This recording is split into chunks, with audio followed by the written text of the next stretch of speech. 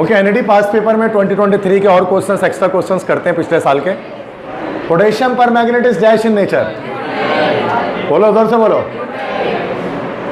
Amphoteric, अभी भी बच्चा बोला एम्फोटेरिक। सेकंड का क्या होगा? sp3। थर्ड का, अच्छा थर्ड का क्या होगा? क्या होगा बोलो, पता तो है, टेम्परेचर। फोर्थ का क्या होगा? ट्रिपल कोवेलेंट बॉन्ड, सही है। फिफ्थ का H2S, कैसा? इसी में नंबर लाना तुम लोग। Next, ammonia is readily dissolve in water due to hydrogen bond, बिल्कुल सही, सी ऑप्शन। सातवां, the sum of exponents of the reactant in a rate expression is called,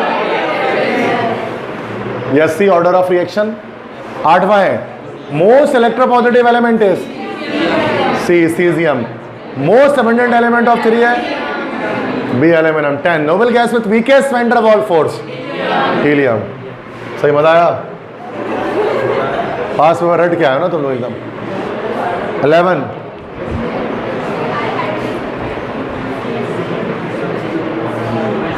the intermediate product सी होगा, ethyl hydrogen sulphate. Hess law applies to heat change in reaction. 13, Graham's law is applicable to NaHCO3 is called NaOH is known as, सही है यहाँ तक? Clear है? तो मसला 16, a force is applied on container containing gas and its volume is reduced to half. Temperature कितना हो जाएगा? हाफ हो जाएगा, नॉन हो जाएगा ना, नहीं डिक्रीज होगा ना, हाफ होना मतलब डिक्रीज हो जाएगा। सी ऑप्शन सही है, वैसे हाफ भी हो सकता था। Picric acid is also known as hexachlorobenzene is used as material which increases mechanical strength of plastic. Aluminium corrosion is not produced due to the formation of, बताया? सही है, पता है सबको ये सब? Polyhydroxy ketone and aldehyde are, बोलो जोर से बोलो, carbohydrate. Formula of magnesium bromide, interstitial hydrides are also known as, functional group in oil and fat is, जोर से बोलो, ester. Reaction of alcohol with acidic acid gives, ester ही मिलेगा, esterification है। क्लियर है? क्या होगा answer? The first product of photosynthesis is sugar and it is converted into starch, सही है? बायो वाले बताएं, सही बात है, स्टार्च में कन्वर्ट होता है, बिल्कुल सही, ये ऑप्शन। क्लियर है? Next, the hybridisation tells us about, shape भी बताता है, बॉन्डिंग भी बताता है, सही है? Okay. Cotton is an example of,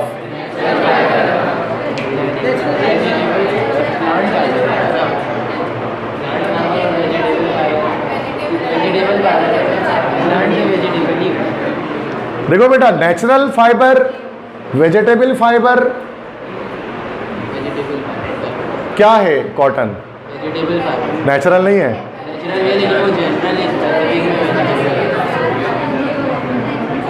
हाँ सही कह रहे हैं मुबश्शिर, सही कह रहे हैं कि नेचुरल फाइबर तो है कॉटन, बिल्कुल उसमें कोई शक नहीं है, तो कि नेचुरली मिलता है, कपास जिसको कहते हैं। लेकिन स्पेसिफिक अगर किया जाए तो वो कहाँ से मिल जाए हमें? वेजिटेबल से, मतलब क्रॉप से मिल जाए, तो दैट्स वाई इसका ए ऑप्शन होना चाहिए, वेजिटेबल फाइबर या प्लांट फाइबर भी कह सकते हैं। ठीक है, अब देखो ये भी, ये इसका आंसर डायरेक्ट लगा हुआ है, ये भी बहुत, ये out of the book MCQs है। DDT is form from dash. DDT क्या होता है? डाइक्लोरो डाइफिनाइल ट्राइक्लोरोइथेन, ये होता है ना, पढ़ा होता है इंसेक्टिसाइड में आप लोगों ने। DDT कैसे बनता है ये हमारे न्यू बुक के अंदर कहीं पर भी नहीं लिखा।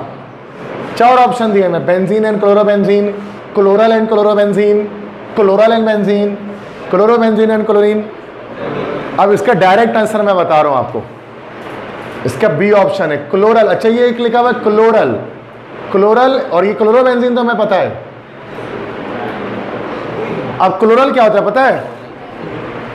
क्लोरल पता है किसी को? ये बुक में है ही नहीं। This is try chloro acid aldehyde को कहा जाता है। This is called chloral, carbon double bond oxygen hydrogen. ये एसिड एल्डिहाइड होगा, इसके तीन तरफ अगर आप क्या लगा दें, Cl, this is try chloro acid aldehyde. इसी को कहा जाता है कॉमन नेम में क्लोरल।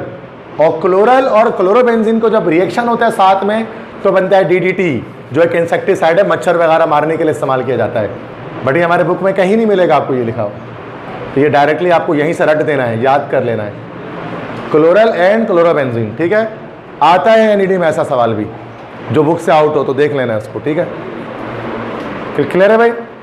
ताहा को तो पता था ये बात पहले से ऑलरेडी, तुमने पढ़ा है ना ये। अब एक और देखो,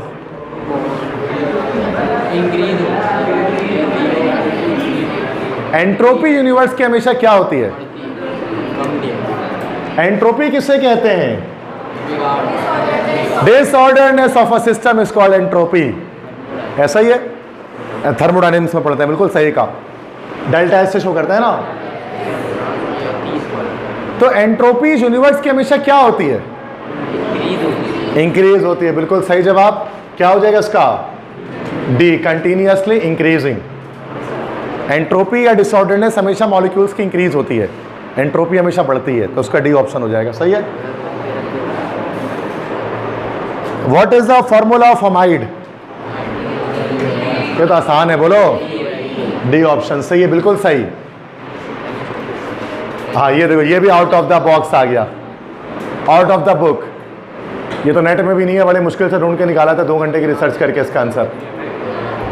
arrange the following processes in the right order from beginning to end in the paper making process. कागज जो बनाया जाता है, कागज जो बनाया जाता है तो उसमें जो प्रोसेस लगते हैं उसको अरेंज करके बताइए। 9 से सेकेंड ईयर तक आपने कुछ ऐसा नहीं पढ़ा है केमिस्ट्री के अंदर पेपर मेकिंग के बारे में। सही बात है ना भाई? तो कह रहे पेपर जो बनाया जाता है उसमें कौन सा 4 स्टेप फॉलो होता है? देखो लिखा हुआ है bleaching, pulping, screening, digestion, washing. ये 5 प्रोसेस। अब 4 ऑप्शन दिए हैं, पहले कौन सा, दूसरा कौन सा, तीसरा कौन सा, चौथा। डायरेक्ट याद करना है, समझाऊंगा नहीं मैं इसको कुछ भी। इसका बी ऑप्शन करेक्ट है। 2, 4, 5, 3, 1। मतलब सबसे पहले पल्पिंग होती है, उसके बाद 4 डाइजेशन होती है, उसके बाद 5th वॉशिंग होती है, उसके बाद स्क्रीनिंग होती है, और सबसे एंड में क्या होता है भाई? ब्लीचिंग होती है। तो पेपर मेकिंग करने के लिए ये 5 प्रोसेस होते हैं। तो ऐसा अगर एमसीक्यूज आ जाए ना पेपर मेकिंग करके ऐसा कुछ, तो इसका बी ऑप्शन करेक्ट है।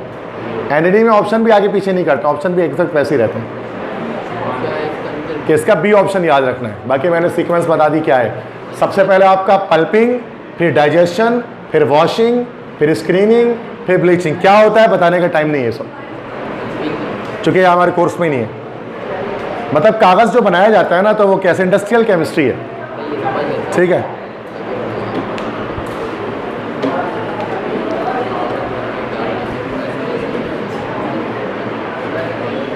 तो मसला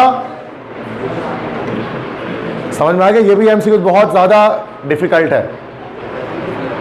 भले आपने कराची में टॉप किया हो, लेकिन आप ये एमसीक्यूज नहीं कर सकते। क्यों? चूंकि हमारे बुक का ही नहीं है। अब गूगल थोड़ी ना एक बच्चा।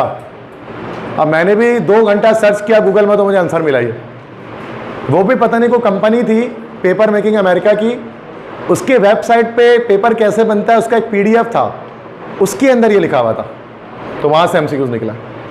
अब सोचो, तो तेरा कौन, तो क्या दिमाग में क्या गूगल लेके बैठे हुए तुम?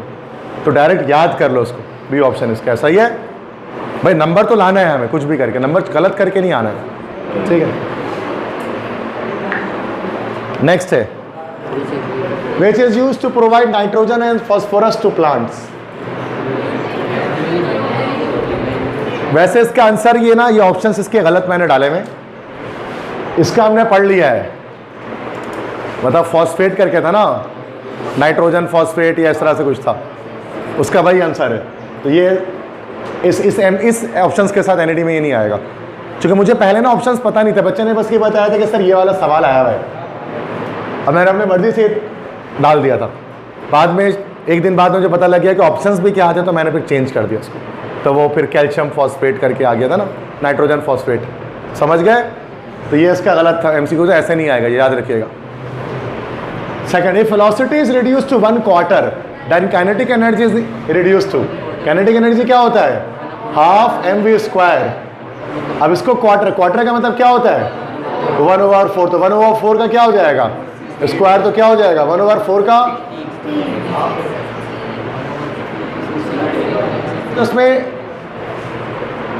वॉल्यूम पे अगर हम वेलोसिटी पे 1/4 का स्क्वायर करेंगे तो 1/16 आ जाएगा, तो इसका ई ऑप्शन में डाल देते हैं 1/16, ये इसका हमारे पास आंसर होगा, ठीक है, या 1/16 कह सकते हैं इसको हम।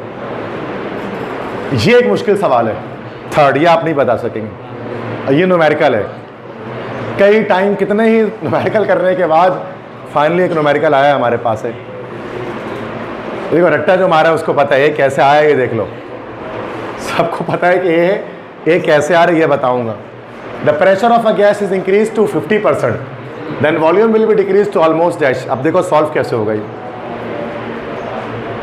देखो प्रेशर और वॉल्यूम के रिलेशनशिप है, बहुत सो लगेगा, बहुत लंबा न्यूमेरिकल है, जरा गौर से देखो।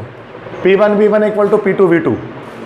अब कह रहे हैं कि अगर प्रेशर गैस का 50% हम बढ़ा दे रहे हैं, मतलब अगर मान लेते हैं कि प्रेशर ये हमारा P है और ये V1 है, तो ये 1.5 P हो जाएगा।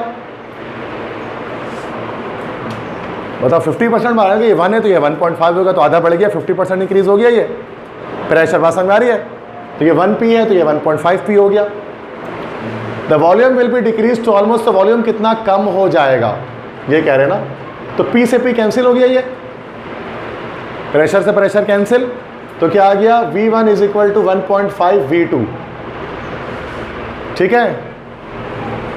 तो हमें क्या बताना है कि V2 फाइनल वॉल्यूम कितना हो गया, ये हो गया V1 अपॉन 1.5, ये है ना हमारे पास।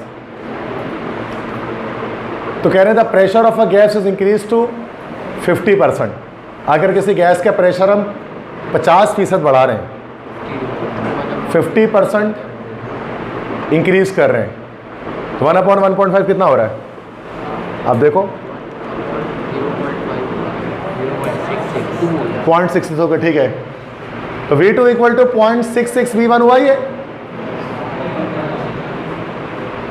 1/1.5 कितना होगा, 0.6 V1 होगा। अच्छा, इसको अगर मल्टीप्लाई बाय 100 करेंगे तो कितना हो जाएगा, ये 66% हो जाएगा ये। अच्छा, ये फाइनल हो गया 66, कम कितना हुआ, अब कम मतलब डिक्रीज कितना हो, तो 100 में से माइनस कितना कर देंगे, कितना आएगा आंसर, बेहतर है याद कर लो। हाँ, इस तरह से कह सकते हैं कि प्रेशर इंक्रीज कर रहे हैं 1, तो वॉल्यूम कम होगा, और कम में 50 से कम वाला 33, यहाँ लॉजिक है, लेकिन 33 ही क्यों है, तो ये तो पता होना चाहिए ना। तो वो तो मैं समझ गया, आंसर आ गया, ये ट्रिक आपका लग गया, बिल्कुल सही काम किया है। लेकिन मान लेते हैं यहाँ अगर 30 होता, यहाँ 40 होता, यहाँ 50, अब बोलो अब क्या करते हैं, यही करते हैं, समझ आ गई ना बात, याद किया हर वक्त थोड़ी ना काम आएगा। ये चौथा वाला सवाल जो है ना, वो मैंने करा दिया आपको, डाइजेशन वाला, तो यहाँ नहीं करना, यहाँ से नहीं करना। पांचवा, विच of the following is not distinguished by hello form reaction, ये भी कभी नहीं पढ़ा आपने, मैं बता देता हूँ, पहले इसको समझना पड़ेगा। ये भी एनईडी में आया हुआ है, hello form reaction. Hello form पहले किसे कहते हैं ये समझो, हैलो फॉर्म होता है CHX3, ये जो कंपाउंड हमारे पास होता है ना ऑर्गेनिक केमिस्ट्री में, इसको हैलो फॉर्म कहा जाता है।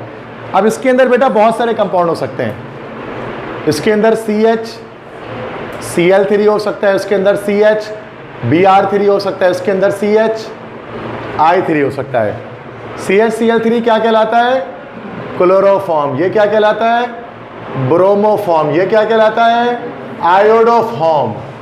आयोडोफॉर्म का आपका प्रैक्टिकल भी होता है, ना, प्रिपरेशन ऑफ आयोडोफॉर्म जर्नल में लिखते हैं हम लोग हैं, ठीक है। येलो क्रिस्टल होते हैं इसके। तो बेटा सुनो जरा गौर से, अब क्या बताने वाला हूँ। अभी जो आयोडोफॉर्म ना रिएक्शन कौन करता है, ये पुरानी बुक में, ओल्ड बुक का सवाल है बेटा। ये आयोडोफॉर्म रिएक्शन करता है कौन? आयोडोफॉर्म रिएक्शन करता है एसीटोन। एसीटोन करता है, कीटोन करता है। याद नहीं करना, बस चीज़ समझ लो, बस एक चीज़। ये रिएक्शन है ना, एसीटोन है। इसका रिएक्शन अगर हम करेंगे ना आयोडीन से in the form of in the presence of Na2CO3, तो ये हमारा बनता था सोडियम एसीटेट बनता था, हेलोफॉर्म बनता था CHI3, सोडियम आयोडाइड बनता था, कार्बन डाइऑक्साइड बनता था और वाटर। ये ओल्ड बुक में एक रिएक्शन था, इसको हेलोफॉर्म या आयोडोफॉर्म रिएक्शन कहा जाता था।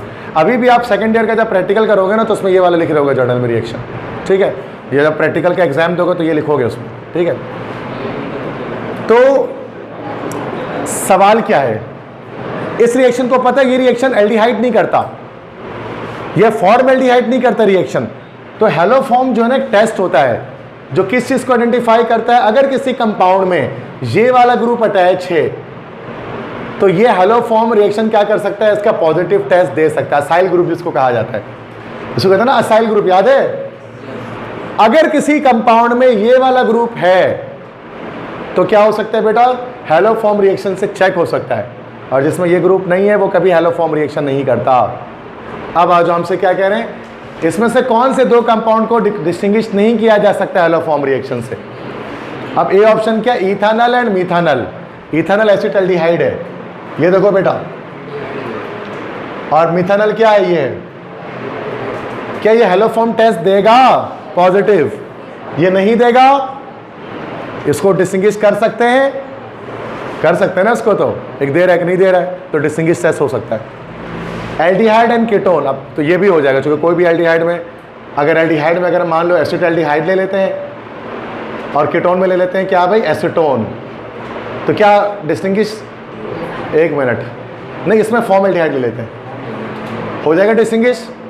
ये पॉजिटिव टेस्ट देगा, ये नहीं देगा। बी भी ऑप्शन नहीं है, अब बच गया सी के डी, एल्डिहाइड एंड एसिटाल्डिहाइड। मान लेते हैं एल्डिहाइड क्या, फॉर्मल्डिहाइड है, और एसिटाल्डिहाइड क्या है, तो ये टेस्ट हेलोफॉर्म रिएक्शन नहीं करेगा, ये करेगा। अब आबरा का डाबरा कुछ भी लिखा हुआ है, डी ऑप्शन करेक्ट है। कुछ भी लिखा होगा डी करेक्ट है ना, देखो ना देखो, छुपा लो उसको, डी करेक्ट है, क्योंकि बाकी तीन गलत है। अब मैं बताऊं कैसे डी करेक्ट है।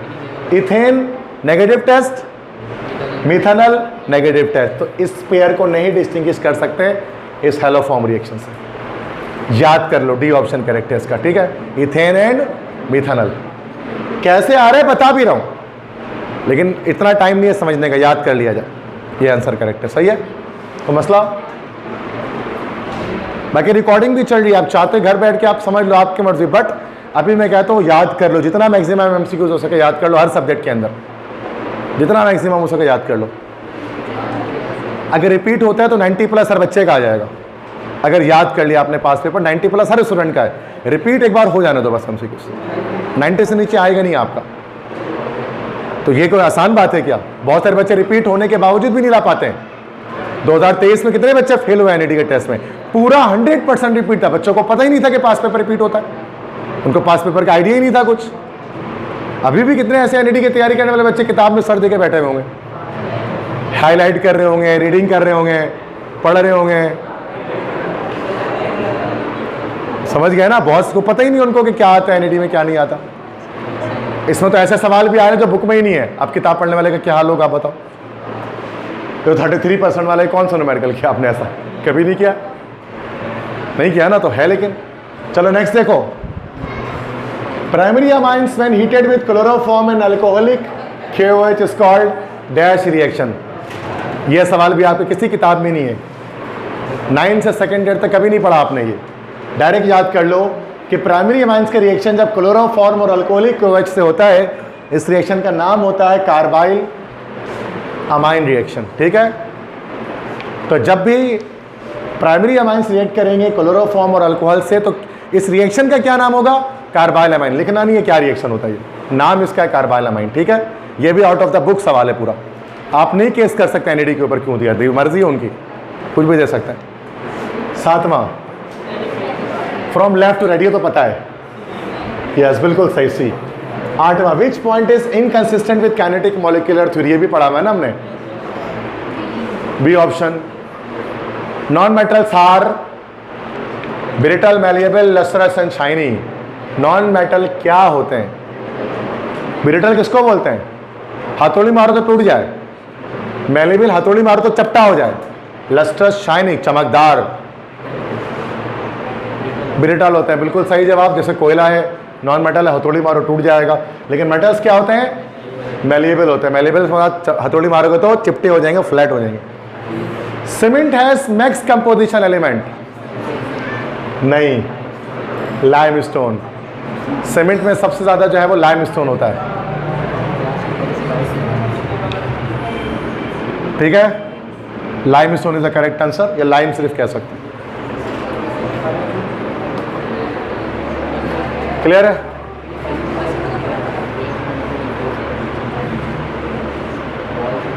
तो मसला अब देखो, ये एक और एमसीक्यू था। अच्छा, ये एमसीक्यू आगे आ रहा है, अभी नहीं सॉल्व करेंगे ना इसको। एमसीक्यू 11 को, ये गलत इसमें ऑप्शन डाले हैं मैंने, ठीक है, सही वाला आगे आएगा।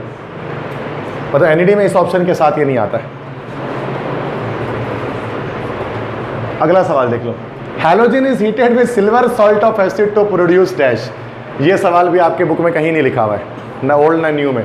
ये रिएक्शन है बेटा, जब भी कार्बोक्सिलिक एसिड के सिल्वर सॉल्ट्स को रिएक्शन किया जाता है हैलोजन के साथ, सॉरी हैलोजन एसिड के साथ, अल्काइल हैलाइड के साथ। यहाँ पर ये गलत लिखा हुआ मैंने, ये अल्काइल हैलाइड होगा। जब भी अल्काइल हैलाइड का रिएक्शन किया जाता है सिल्वर सॉल्ट ऑफ एसिड के साथ, तो कंपाउंड क्या बनता है आपका?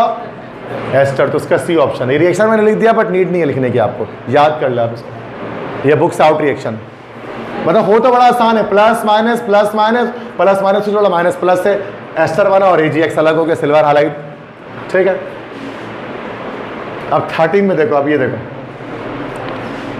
असल में जो सवाल हमने किया ना, वो सवाल उन ऑप्शंस के साथ आता ही नहीं था क्वेश्चन 13 में, ठीक है। टेम्परेचर लगाते हैं ना हम लोग इसमें। अब आज भी आया था सवाल, ये पीछे, ये वो टाइम था, मतलब जब मुझे पता लगा कि इसके करेक्ट ये ऑप्शन है, तो फिर मैंने इस पर लिख दिया ये है इसके करेक्ट ऑप्शन। अब टेम्परेचर है ही नहीं इसमें। अब सुनो जरा, पहले समझ लो इसको। Absolute viscosity is difficult to measure because it depends upon. Absolute viscosity को हम मेजर नहीं कर सकते कि वो किस चीज़ पर डिपेंड करता है। Total volume of fluid, liquid flowing, pressure of the liquid, radius and length of the tube, all of the above factor. अब क्या लगे इसमें? तो टेम्परेचर ही नहीं। प्रेशर क्यों लगेगा? रीज़न बता रहा हूँ। अगर आपने विस्कोसिटी, असल में एनईडी में यही एमसीक्यूज आते हैं इन ऑप्शंस के साथ, टेम्परेचर करके आते ही नहीं है वाला एमसीक्यूज। IBA ग्रेड्स में भी गलत है वो एक एमसीक्यूज ऑप्शंस के साथ। तो विस्कोसिटी को ईटा से शो करते हैं, ईटा। ये बराबर का भी फॉर्मूला पड़ा है इसका, प्रेशर इनटू टाइम। तो विस्कोसिटी किस चीज़ पर डिपेंड कर रहा है? प्रेशर पर। तो इस वजह से प्रेशर आंसर। क्लियर है? फॉर्मूले की वजह से डायरेक्टली रिलेटेड सही है। तो आपके एनईडी में आएगा तो प्रेशर आएगा, टेम्परेचर होगा ही नहीं, तो ऐसे ही आप कंफ्यूज हो जाओगे, तो प्रेशर लगाना। Which one has the lowest electronegativity? सबसे कम इलेक्ट्रोनेगेटिविटी किसकी है? जो सबसे बड़ा है, सीजियम। सबसे पूरे प्रोडक्ट टेबल में सबसे कम इसी की होती है, 0.7। अब आ गया ये सवाल, अब है ना ये मुश्किल सवाल, ये न्यूमेरिकल दोबारा आया। कितना बड़ा सवाल है, सवाल चेक करो। A mixture of gases exists in a sealed container with the following percentages each. Gas को भरा गया है सील कंटेनर में, और ये परसेंटेज है सिलेंडर में किसी भी कीस में भरा हुआ है। हीलियम 40% है, नियॉन 50% है, आर्गॉन 10% है। ये सारे गैसेस आपको पता है नॉन रिएक्टिव है। Dalton's law of partial pressure apply हो सकता है इनके ऊपर। Non reacting mixture of gases है। If the total pressure of the gas is 1100 torr, total pressure PT दे दिया, then which of the following is true about these gases? तो बताएं कौन सी बात ट्रू है इन गैसेस के बारे में? A, B, C, D, E option. अच्छा, E ऑप्शन तो एनईडी में होता ही नहीं है ना, 4 ऑप्शन होगा। इसके लिए हमें क्या करना पड़ेगा? पार्शियल प्रेशर निकालना पड़ेगा तमाम। पार्शियल प्रेशर का फॉर्मूला अगर आपने पढ़ा डाल्टन्स लॉ का, तो किसके बराबर होता है? Partial pressure of gas equal to number of moles of gas, total number of moles multiply by total pressure. जैसे कि हम लोग पहले किसका निकालते हैं? हीलियम का निकाल लेते हैं, प्रेशर ऑफ हीलियम। अब नियॉन के मोल है ना, तो मोल्स तो है नहीं, तो जो परसेंटेज है उसी को लिख देंगे मोल में, मतलब मोल रेशोज है ये। तो 40 डिवाइड बाय, तीनों को प्लस करो, कितना हुआ? 100 मल्टीप्लाई बाय 1100, कितना आया देखो। वैसे हीलियम का तो उन्होंने पूछा ही नहीं ना ऑप्शन में, बिला वजह निकाल दी। चलो निकाल लो, जाओ, कितना आया? कैलकुलेटर चलेगा ना, एनईडी में अलाउ है 440 टोर, ये तो मैंने आई नहीं, बाकी निकालते हैं। अब किसका निकालें? नियॉन का। 50 डिवाइड बाय 100 मल्टीप्लाई बाय 1100, 550, मतलब नियॉन का 550 है यहाँ पर कहीं, C option. Partial pressure of the neon gases 550 torr. समझ गए कैसे आया ये? इस फॉर्मूले से। ये फर्स्ट ईयर का चैप्टर 4 हुआ करता था ना, गैस डाल्टन्स लॉ। अभी थोड़ा परसेंटेज आ गया ना, बच्चे कंफ्यूज हो सकते हैं। ये असल में मोल की सूरत में ही लगा दो उसको, तो आ जाएगा मोल। सही है, ये इन ऑप्शंस में आते हैं बेटा। ये लास्ट ईयर जो मैंने वीडियो अपलोड किया, मैं ऑप्शन मैंने गलत डाले में, ये सही ऑप्शन है, ठीक है।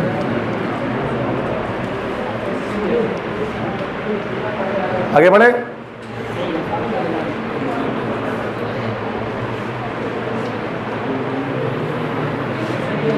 अच्छा, ये सवाल आप जानते हैं कि गलत ऑप्शन है, ये सवाल पीछे चला गया क्योंकि बच्चे ने मुझे बताया था सर ये सवाल आया था DDT, मैंने अपने में से डाल दिया, पता लगा सवाल क्लोरल एंड क्लोरोबेंजीन ये सब आया हुआ था, तो हमने कर लिया। ये चारों ऑप्शन नहीं थे इसके, क्लोरल एंड क्लोरोबेंजीन वाला है। सही है। 16 what is the hybridisation of carbon? किसमें पूछ रहा है भाई सवाल? ये भी सवाल सही नहीं है। किसमें? हमें मॉलिक्यूल तो बताए। 17वां एंटी फ्रीजिंग कौन है तो बताइए। 18 क्या है ये? Hess's law of constant heat ऑफ समेशन। 19 if pressure and temperature are change to a factor of 4 then the effect of volume of 1 mole will be dash. हाँ, साइड सी बात है। 4 के फैक्टर पे अगर चेंज करेंगे, उसको 4 गुना बढ़ाएंगे, उसको 4 गुना कम करेंगे, तो क्या होगा? सेम ही रहेगा। बिल्कुल सही, रिमेन सेम। क्योंकि प्रेशर वॉल्यूम, प्रेशर टेम्परेचर दोनों को 4 गुना बढ़ा रहे हैं, जब दोनों को 4 गुना बढ़ाएंगे या 4 गुना कम भी कर देंगे दोनों को, तो सूरत में क्या होगा? सेम रहेगा। तो सेम नहीं रहेगा, सेम रहेगा यार, मुझे समझ में नहीं आ रही बात। तो एक चीज़ बढ़ाएगा, कम कर देगा वॉल्यूम को। ये बताओ जरा, ये भी MCQ है out of the book. For a temperature higher than 274 kelvin, 274 kelvin मतलब बेटा 1 डिग्री सेंटीग्रेड, ऐसा ही है? बस समझ में आ रही है? 273 केल्विन कितना होता है? 0 डिग्री सेंटीग्रेड होता है, तो 274 कितना होगा? 1 डिग्री। कौन सा प्रोसेस इन चारों में से या 5 में से करेक्ट है वाटर के लिए? ये बता सकते हैं कोई? चलो मैं बता दूं। देखो ये H2O solid, this is ice, liquid this is water, this is water and this is solid मतलब आइस, दिस इज स्टीम या भाप है, और H2O लिक्विड मतलब ये हमारा क्या है? वाटर। H2O सॉलिड मतलब आइस है, H2OL मतलब दिस इज वाटर, H2L मतलब वाटर है, और H2OS मतलब आइस है। टेम्परेचर अगर 1 डिग्री सेंटीग्रेड से ज़्यादा बढ़ेगा तो क्या होगा? बर्फ़ ज़्यादा से ज़्यादा पानी में कन्वर्ट होगी, बर्फ़ ज़्यादा से ज़्यादा पानी में, आइस कन्वर्ट किस में होगा? वाटर में होगा। टेम्परेचर 1 डिग्री से इंक्रीज करेंगे तो एक मिनट। हाँ, अब आइस इंटू वाटर, D भी हो सकता है, A भी हो सकता है। अब क्या करें सर, ये तो फंस गए। हाँ, एंडो और एक्सो, जब बर्फ़ पानी बन रहा होता है, जब बर्फ़ पानी बनेगा तो हीट मेल्टिंग हो रही है ना। मेल्टिंग कैसा प्रोसेस? एंडोथर्मिक या एक्सोथर्मिक? एंडोथर्मिक है, तो क्या ऑप्शन हो जाएगा? डी। और क्या ये स्पॉन्टेनियस प्रोसेस होगा? विदाउट एनर्जी दिए खुद ब खुद पिघलते रहेगा। पानी को बर्फ बनाना नॉन स्पॉन्टेनियस है, लेकिन बर्फ को पानी बनाना स्पॉन्टेनियस है। बात समझ में आ रही है? ठीक है, तो इसका डी ऑप्शन करेक्ट है, ये वाला। एनईडी में पांचवा ऑप्शन होगा भी नहीं, डी तक ही होगा, तो डी लगाना है, पांचवा नहीं लगाते वो, ठीक है। वैन डर वाल्स फोर्स सबसे स्ट्रॉन्ग किस में होंगे? ये भाई बच्चा वाला सवाल है, इसमें भी गलत बताओगे। वैन डर वाल्स फोर्स क्या होते हैं? वीक अट्रैक्टिव फोर्स है, जिसमें लंडन फोर्स भी आ गया, हाइड्रोजन बॉन्ड भी आ गया, डायपोल डायपोल इंटरेक्शन भी आ गया। और तीनों में सबसे स्ट्रॉन्ग क्या होता है? Hydrogen bond. किसमें? किसमें यार, ये पता नहीं वाली बात है। इसमें क्या होगा आयोडीन में? फिर नॉन पोलर है तो क्या होगा इसमें? Dispersion force. नहीं बता रहा, आगे बढ़ो। तो भाई वाटर करेक्ट है इसका, इतना दिमाग खराब।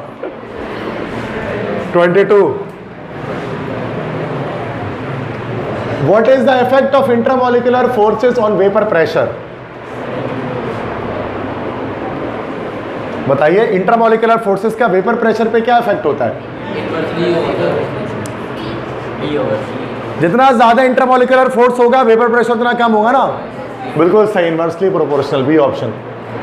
23 what is the other name of water glass? Old book, रट्टा मार लो। पोटेश ना सॉरी सोडियम सिलिकेट, फार्मूला होता है Na2SiO3, सोडियम सिलिकेट। 24 है how many isomers of hexane are possible? 5। Milk sugar क्या है? Lactose. Organic compounds can be dissolve in all except dash water, सही है। एस्बेस्टॉस मिनरल फाइबर आता है वैसे, एनईडी में जब लिखा होता है ना, ये नहीं आता ऑप्शन में। ऑप्शन में होता है क्या? Mineral fibre. ये गलत ऑप्शन डाला है मैंने, ठीक है, मिनरल फाइबर। हेमोग्लोबिन क्या है? प्रोटीन है। क्लियर है? यहां तक आसान आ रहे, चलो शुक्र है, बीच में तो डरा दिया था। ये क्या हो गया? कुछ आते हैं ऐसे। C2H3H4 किस फैमिली से है बताओ? ये तो पढ़ा हुआ है ना, प्रोपाइन है ना। अल्काइन ढूंढो, दूसरा अल्काइन ढूंढो। कहाँ गया? A option. 16 ग्राम ऑक्सीजन में कितना होगा? 16 ग्राम मतलब आधा मोल मतलब 3.01 एक्सपोनेंट 23, बी ऑप्शन सही आता है। ये एवोगाड्रोस। सॉल्ट, ये भी आउट ऑफ द बुक सवाल है, सॉरी मॉलिक्यूल, बिल्कुल सही, A option. 31 salt from sea water is obtained from which process? समंदर से जो नमक हासिल होता है किस प्रोसेस से मिलता है? समंदर से नमक किस तरीके से मिलता है? दिमाग खराब हो गया है। एवोपरेशन, सूरज की रोशनी लगती है, एवोपरेट करता है पानी, नमक बच जाता है। एवोपरेशन इसका आंसर करेक्ट है। एवोपरेशन नहीं पता किसको बोलते हैं? लिक्विड का गैस बन जाना भाई। Ammonia reacts with excess of chlorine to form. बहुत सारे बच्चे इसके रिएक्शन NH4Cl लगाते हैं, वो कहते हैं सर ये रही है NH3 हुआ, HCl से रिएक्शन किया, बड़ा आसान होता है, NH4Cl बन गया। बट जब एक्सेस ऑफ क्लोरीन होता है ना, यहाँ पर बड़ी मिकदार में जब अच्छा अमोनिया की रिएक्शन तो वैसे भी क्लोरीन से कराना है, Cl2 से, एक्सेस ऑफ क्लोरीन से, तो रिएक्शन हमारा क्या बनता है प्रोडक्ट में? NCl3 + HCl। ये बुक से आउट सवाल है, ये भी आउट ऑफ द बुक है, बुक में नहीं लिखा हुआ ये। NCl3 + HCl ये कब होगा? जब अमोनिया और क्लोरीन गैस का रिएक्शन होगा आपस में, ठीक है। नाइट्रोजन ट्राइक्लोराइड और hydrochloric acid. 33 crystals held together by van der Waals forces dash. कौन से क्रिस्टल में वैन डर वाल्स फोर्सेस के थ्रू कनेक्शन होती है? कौन सा क्रिस्टल? 4 तरह के होते हैं। आयनिक क्रिस्टल के अंदर आयनिक बॉन्ड होता है, कोवेलेंट क्रिस्टल के अंदर कोवेलेंट बॉन्ड होता है, मेटालिक क्रिस्टल के अंदर मेटालिक बॉन्ड होता है, मॉलिक्यूलर क्रिस्टल के अंदर वैन डर वाल्स फोर्सेस होती है। तो क्या ऑप्शन होगा? कहाँ गया? ये रहा molecular crystal. 34 which is electron deficient? इसमें से किसका ऑक्टेट कंप्लीट नहीं है? ऑड इलेक्ट्रॉन स्पीशीज, 7 इलेक्ट्रॉन आ रहे होंगे लास्ट सेल में। बच्चों वाला सवाल है, बताओ। हाईली अनस्टेबल, भूल गए क्या? NO2 नाइट्रोजन डाइऑक्साइड में होता है ना, नहीं याद है? याद करो। Nitrogen double bond oxygen coordinate covalent, 1 electron होता है, 8 इलेक्ट्रॉन इसमें। तो ये इसका इलेक्ट्रॉन डेफिशिएंट मतलब इलेक्ट्रॉन की कमी है इसके अंदर, इनकम्प्लीट ऑक्टेट है, समझ गए। 35 a catalyst when present in the same phase with reactant is called what? homogeneous catalyst, ठीक है। इसमें जिस स्टेट में हमारा कैटलिस्ट है उसी स्टेट में हमारा रिएक्टेंट है, पढ़ा था ना, होमोजेनस हेट्रोजेनस। तो मसला क्लियर है, सारी चीजें याद हो गया यहीं पे, घर जाके तो नहीं याद करना है, यही याद कर लोगे, नहीं करोगे, यही कर लेना है याद। नहीं समझ में आ रही बात क्या बता रहा हूं? मतलब कुछ सवालात हैं जो परेशान करने वाले हैं, वो देख लो, मैं पीडीएफ भेज दूंगा, मसला नहीं है, लेकिन टाइम नहीं लगाओ इस पर ज़्यादा। अब आंसर लगे हैं, तुम लोग के लिए सुकून है, तो डायरेक्ट आंसर देखते जाओ, टाइम कम रह गया, डायरेक्ट आंसर देखो।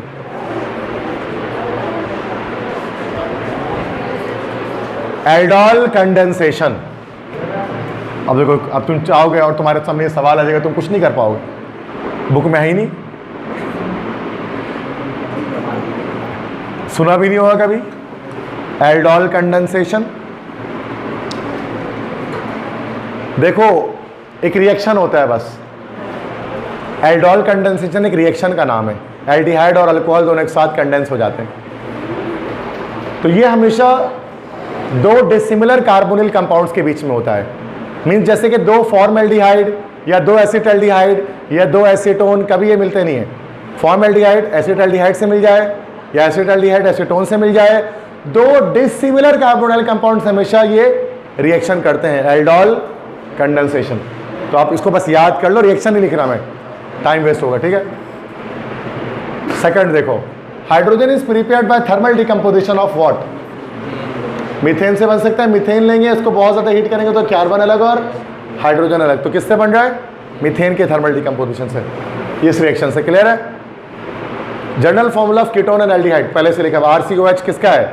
एल्डिहाइड का। RCOR किसका है?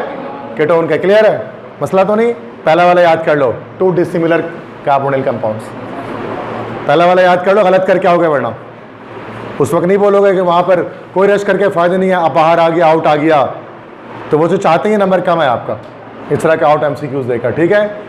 तो आपको उनको हराना है, आपको याद करके ऐसा जाना है कि वो भी परेशान हो जाए कि ये कहाँ से आंसर लगा रही है, तो बुक में ही नहीं है, ये बच्चा लगा कैसे रहा है आंसर, ये सही है। तो टू डिसिमिलर कार्बोनिल ये लगा लो, ठीक है। Next, hydrogen produce in reaction in atomic state is called nascent hydrogen, पता है ये सवाल सबको। अगला, C2H4 सिमिलर किसके साथ होगा? चूंकि दोनों अल्कीन है, बताओ तो नहीं, एक्सप्लेन तो नहीं करूं। Aldol condensation takes place in carbonyl group, लेकिन वो दोनों अलग अलग होने चाहिए। तो देखो दोबारा एक और सवाल आ गया इसका, एल्डोल कंडेंसेशन का। तो हमेशा कार्बोनिल ग्रुप में ये रिएक्शन होता है, लेकिन दो डिसिमिलर के, दोनों डिसिमिलर होने चाहिए। एस्बेस्टोस क्या है? ये सही तरीका है, mineral fibre. Valency of carbon in valency electronic configuration हो सकता है, कार्बन के इलेक्ट्रॉनिक कॉन्फ़िगरेशन में यही होती है ना, एक्साइटेड स्टेट में इलेक्ट्रॉनिक कॉन्फ़िगरेशन, पता है सबको। Aldehyde and carboxylic acids are produced by catalytic oxidation of, alcohol की ऑक्सीडेशन करते हैं, पहले एल्डिहाइड बनता है, फिर फर्दर कार्बोक्सिलिक, पता है सबको ये बात। तो मसला क्लियर है सारे? हाँ ये सही है ना ये सवाल। What is the valency of carbon in excited state? आपको पता है ग्राउंड स्टेट में कार्बन क्या होता है? डाईवैलेंट, और एक्साइटेड स्टेट में पढ़ा था हाइब्रिडाइजेशन के अंदर, तो टेट्रावैलेंट सही है। Overlapping of 2p orbital, 2p orbital की ओवरलैपिंग से क्या बनता है? सिग्मा भी बन सकता है, पाई भी बन सकता है, हेड टू हेड भी हो सकता है और साइडवेज पैरेलल भी हो सकता है, दोनों सही है। क्लियर? एक्सप्लेन तो नहीं करो उसको, देखो एक्सप्लेन एक टॉपिक को मैं 1 घंटे भी कर सकता हूँ, टाइम नहीं है, कंप्लीट करके बस खत्म करके 100% तैयारी के साथ बैठना है जाके बस। Next, if pressure and temperature is reduce two factor of 4, वही है, रिमेन सेम, पीछे दोबारा अब रिड्यूस इस बार आगे लिखा हुआ, तो वही रह जाएगा, इंक्रीज होता तो भी वही रहता। Cellulose is the main component of wood, leaves, root, fruit. तो जो लकड़ी होती है ना प्लांट की, वो सेलुलोज से मिलकर बनी होती है।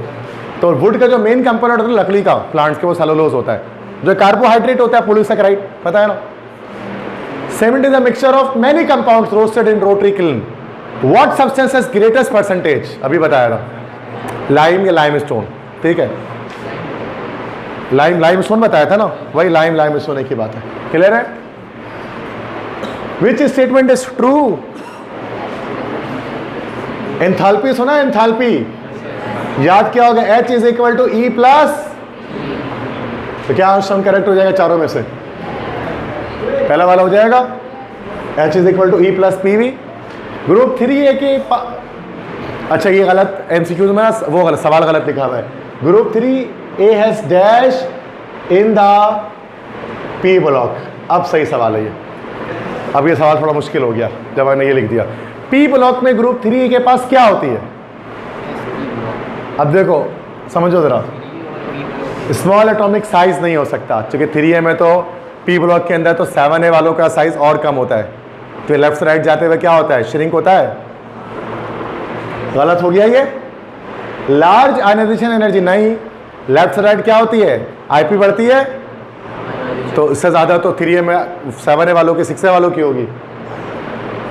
हाई डेंसिटी 3A ग्रुप की डेंसिटी ज़्यादा होती है, तभी तो 3A ग्रुप में आपको ज़्यादातर सॉलिड्स मिलते हैं।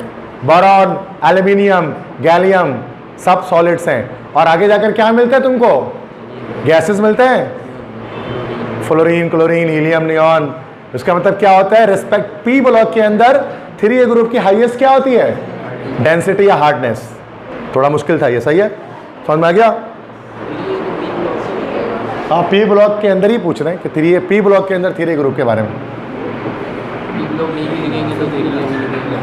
नहीं तो 1A 2A के लिहाज से तो सही हो जाएगा ना वो बात, ये दोनों बात सही हो जाएगी। समझ आ रही बात? अगर 1A 2A से कंपेयर करेंगे तो स्मॉल एटॉमिक साइज भी है 3A वाले का, इसलिए P ब्लॉक आगे आएगा। What is necessary to sustain life? जीने के लिए, जिंदा रहने के लिए क्या चीज जरूरी है? खाना जरूरी, और क्या? खाना ही तो जीना है, खाना ही तो जीना है, तो क्या हो गया? फूड। वैसे तो देखो स्पेसिफिक करेंगे, फूड ले लिया तो विटामिन भी आ गया, प्रोटीन भी आ गया। अजीब सा सवाल है। वैसे प्रोटीन ज़्यादा ज़रूरी है, विटामिन भी ज़रूरी है, वाइटल है, बट फूड लेंगे तो बेटा ये सब आपको मिल ही जाएगा। Maximum energy is provided by, पता है कौन देता है? लेकिन पर ग्राम के लिहाज से, अदरवाइज कार्बोहाइड्रेट दिन भर में ज़्यादा एनर्जी आपको देता है, पता है ना? ये फैट होना चाहिए इसमें। विच वुडी रॉ मटेरियल, ये भी आउट ऑफ द बुक सवाल आया है एक और। Which woody raw material is use to make paper pulp? कागज़ की इंडस्ट्री से एनडी वालों को बहुत ज़्यादा मोहब्बत है। कह रहे पेपर की कंपनी में पेपर पल्प जो बनाया जाता है, जैसे कागज़ बनता है, तो उसमें जो वुडी रॉ मटेरियल यूज़ किया जाता है, जो घास जो यूज़ करते हैं उसको क्या कहा जाता है? पी से पेपर हो गया, और पी से हो गया पॉपुलर। पॉपुलर जो होगा वो कोई घास वगैरह का नाम होगा यार, उससे पेपर बनता है। तो देखो ना, हेपरिन, पॉपुलर, बैगेसी, राइस स्ट्रॉ, तो उसका क्या होगा? पी से पेपर, पी से पॉपुलर, याद कर लो उसको, सही कह रहे हो। Fourth, conversion of liquid to solid, ऐसा सवाल आना चाहिए ना। Freezing, cholesterol belongs to asteroid, ठीक है, क्लियर है? तो मसला किसी को भी इसका याद कर लेना, पॉपुलर, ठीक है। ये new MCQ out of the book है। यूरिया क्या है भाई? नेचुरल है कि सिंथेटिक है? यूरिया सिंथेटिक फर्टिलाइजर है, इंडस्ट्री में बनाया जाता है। हाँ, अब बोलोगे सर यूरिया तो जानवरों से भी हासिल होता है, वो मैन्यूर कहलाता है, लेकिन जो प्योर यूरिया है वो सिंथेटिक फर्टिलाइजर होता है। ऑक्सीडेशन नंबर ग्रुप 1 +1 हो जाएगा। Which contains polar covalent bond? अच्छा, वैसे तो ये भी पोलर होते हैं, लेकिन हम जब पोलर नॉन पोलर की बात करते हैं ना, तो हम लोग कोवेलेंट बॉन्ड की बात करते हैं। पोलर कोवेलेंट बोला, पोलैरिटी तो है, लेकिन बॉन्ड कौन सा ही है हमारे पास? तो मेटल नॉन मेटल मिला हुआ है, और ये भी हमारे पास कोवेलेंट है, लेकिन बॉन्ड कैसा है? नॉन पोलर है, कार्बन डाइऑक्साइड। तो क्या हो गया? अमोनिया, जो कि पोलर कोवेलेंट बॉन्ड पाया जाएगा। इसलिए पता है सबको ये बात। विच गैस डिफ्यूज रैपिडली, ये तो बच्चों वाला सवाल है। सबसे हल्का ढूंढ लो, कौन सा है? हीलियम। तो हीलियम सबसे ज़्यादा डिफ्यूज करेगा फास्ट, क्लियर है? तो मसला कुछ पूछना है किसी भी MCQs में? Alcohol reacts with acetic acid to form dash, बोलो। क्या बनाएगा? एस्टर बनाएगा, सही। अल्कोहल और एसिटिक एसिड मिलेगा, प्रोसेस का नाम esterification. Rate of reaction is independent to concentration of reactant is known as dash order reaction, जिसमें रेट ऑफ रिएक्शन रिएक्टेंट के कंसंट्रेशन में डिपेंड ही नहीं करता, जीरो ऑर्डर होता है। Which will loss electron most readily, सबसे तेजी से कौन इलेक्ट्रॉन लॉस करेगा? जो सबसे बड़ा होगा। सबसे बड़ा कौन सा है? बोलो, सबसे बड़ा एटॉमिक रेडियस। यार ये तो कर ही नहीं सकता भाई, ये तो खींचेगा इलेक्ट्रॉन। हैलोजेंस हैं, हैलोजेंस हैं। एक लाइट जलाओ, ठीक है। हैलोजेंस तो इलेक्ट्रॉन को खींचेंगे, तो इलेक्ट्रॉन को लिथियम और पोटेशियम दोनों इलेक्ट्रॉन लूज कर सकता है, लेकिन पोटेशियम लिथियम से एटॉमिक रेडियस में बड़ा होता है। जिसका एटॉमिक रेडियस ज्यादा होता है वो आराम से इलेक्ट्रॉन लॉस करते हैं, पता है ये बात? इसलिए ये ऑप्शन समझ में आया क्यों लगा ये ऑप्शन? खत्म ही नहीं हो रहा। बताओ अगला। ये एनईटी के सारे एमसीक्यूज निकाल दिए मैंने आपके सामने, बस करते रहो।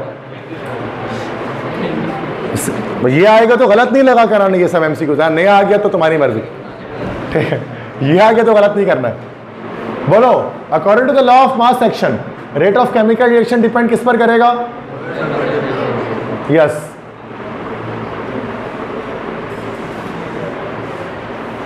फॉरवर्ड रिएक्शन के लिए मोलर कंसंट्रेशन ऑफ रिएक्टेंट और बैकवर्ड के लिए तो सवाल थोड़ा सा अजीब सा। हाँ, फॉरवर्ड बैकवर्ड नहीं लिखा हुआ है तो हम फॉरवर्ड ही तस्लीम कर लेते हैं। लॉ ऑफ मास एक्शन पढ़ा है ना भाई? Rate of forward reaction is directly proportional to concentration of reactant and the rate of backward reaction is directly proportional to concentration of product. तो यहाँ तो है ही नहीं लिखा हुआ, सवाल अनक्लियर है, लेकिन पता होना चाहिए। लॉ ऑफ मास एक्शन पढ़ लेना एक बार। Next, sodium reacts with water more vigorously because it is more electropositive because it can loss electron most easily. इसलिए सोडियम बहुत तेजी के साथ रिएक्शन करता है पानी के साथ। आग लग जाती है ना पानी में, सोडियम हाइड्रोक्साइड बना लेता है। क्लियर है? Alcohols are miscible in water because of dash. अल्कोहल पानी में क्यों डिजॉल्व हो जाता है? हाइड्रोजन बॉन्ड की वजह से। वाटर ग्लास हो गया, नाइट्रोजन मॉलिक्यूल हो गया। ये किसकी इलेक्ट्रॉनिक कॉन्फ़िगरेशन है? लास्ट वाला देखो यार, गिन लो। 2 2 4 5 6 7 7 एटॉमिक नंबर किसका होता है? हो गया नाइट्रोजन। क्लियर है? 14th एटॉमिक मास होता है। इक्विलिब्रियम एस्टैब्लिश कब होता है? फॉरवर्ड बैकवर्ड बराबर हो जाते हैं। क्लियर है? अगर Kc की वैल्यू 10 की पावर -4 है, Kc क्या होता है? इक्विलिब्रियम कांस्टेंट होता है। पढ़ा था आप लोगों ने कभी? Kc बहुत लार्ज हो सकती है, बहुत स्मॉल हो सकती है, मॉडरेट हो सकती है। अगर Kc की वैल्यू बहुत कम है, अब Kc क्या है बेटा? Kc equal to concentration of product upon, ये लिखा हुआ है ना, product upon reactant. Product upon reactant के बराबर होता है Kc। अब Kc की वैल्यू बहुत छोटी कब आएगी? जब रिएक्टेंट ज्यादा होगा, प्रोडक्ट कम होगा। जब डिनोमिनेटर में वैल्यू बड़ी होगी, तो जब Kc की वैल्यू 10 की पावर -4 होगी तो रिएक्टेंट बहुत ज्यादा और प्रोडक्ट सबसे कम। तो ऑप्शन क्या हो गया? A option, products are less. समझ में आ गई बात? कैसा है इसका आंसर? यहाँ पे एक्सप्लेन कर दिया मैंने। कैटलिस्ट इज एडेड देन, जब कैटलिस्ट को ऐड किया जाता है तो रिएक्टिविटी बढ़ती है। रिएक्टिविटी बढ़ती है मतलब रिएक्टेंट और प्रोडक्ट कैसे हो जाता है? अनस्टेबल हो जाते हैं। अनस्टेबल जितना ज़्यादा उतना ज़्यादा रिएक्टिविटी इंक्रीज होगी। A option. More unstable, more stable नहीं होता। स्टेबल होगा तो रिएक्शन ही नहीं करेंगे।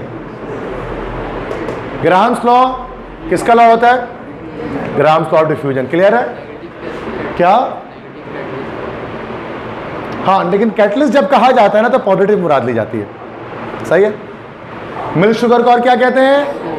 Conversion of acetic acid into methane is an example of reaction है यार। ये वो वाला है ये आपका। एसिटिक एसिड को मीथेन डायरेक्टली तो नहीं बना सकते वैसे हम। हाँ, एसिटिक एसिड के पहले सॉल्ट बनाते हैं ना, फिर सोडा लाइम से रिएक्शन करते हैं इसका। सोडा लाइम क्या होता है? NaOH और कैल्शियम ऑक्साइड, इससे क्या होता है? मीथेन बनता है। और याद है रिएक्शन ये डी कार्बोक्स, इस रिएक्शन को क्या बोलते थे? डी कार्बोक्सिलेशन, जिसमें क्या होता है? कार्बोक्सिल ग्रुप की रिमूवल होती है। तो ये सोडा लाइम इस्तेमाल करते हैं इसमें। तो अगर आपको मीथेन बनाना है एसिटिक एसिड से तो आप क्या करेंगे, डी कार्बोक्सिलेशन करेंगे, इसका कार्बोक्सिल ग्रुप रिमूव कर देंगे। सही है। और कैसे किया जाता है ये रिएक्शन मैंने लिख दिया, एक क्वेश्चन है ऑर्गेनिक का। Light travels in the form of, ये तो डायरेक्ट आंसर है, क्वांटा या फोटोन, बाकी ऑप्शन नहीं पता था मुझे इसके, तो मैंने डायरेक्ट सही आंसर लिख दिया। Carboxylic compounds have dash group, बच्चों वाला सवाल, COOH ग्रुप। क्लियर है। Mu equal to E into D, ये क्या है, डायपोल मोमेंट होता है, म्यू से शो किया जाता है। डायपोल मोमेंट को कैसे शो करते हैं, म्यू से। Which provides nitrogen and phosphorus to plants,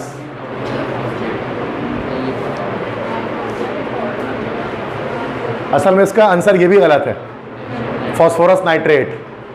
हमने ये पढ़ा है ना भाई, इसका असल है फॉस्फोरस नाइट्रेट, जिन चारों में से कहीं नहीं है, ये मैंने अपनी मर्जी से डाला है इसमें भी।